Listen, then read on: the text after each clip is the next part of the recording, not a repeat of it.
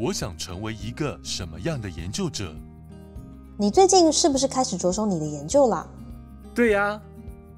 我正好在看一些进行研究时的相关伦理。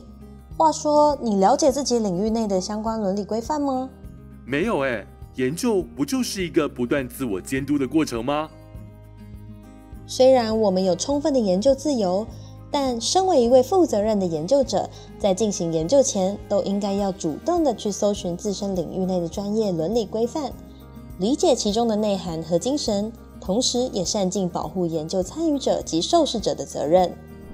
进行研究时的相关伦理的规范来源主要分为4种：专业规范、政府规定、机构政策以及个人责任。研究者除了要避免不当的研究行为，例如造假、变造、抄袭，也要在研究执行的期间尽到妥善保护研究对象的责任。许多研究单位、学会、期刊都有建立许多具体的伦理规范，让研究者在进行研究时能有最基本的行为标准可以依循哦。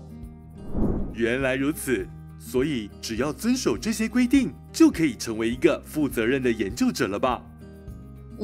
不过如果涉及比较敏感的研究议题，或是面对易受伤害的族群时，就不该抱持遵守规定就够了的想法，应该要以更高的标准来检视过程中的任何环节。我还曾经看过别人因为造假研究数据而遭到惩处，影响到个人内在的自我价值与信念，以及外在的形象与名声。所以，你想成为什么样的研究者呢？研究过程中不免会遇到道德困境，但如何在真正面临两难时做出正确的事，是需要一辈子时间来学习的课题。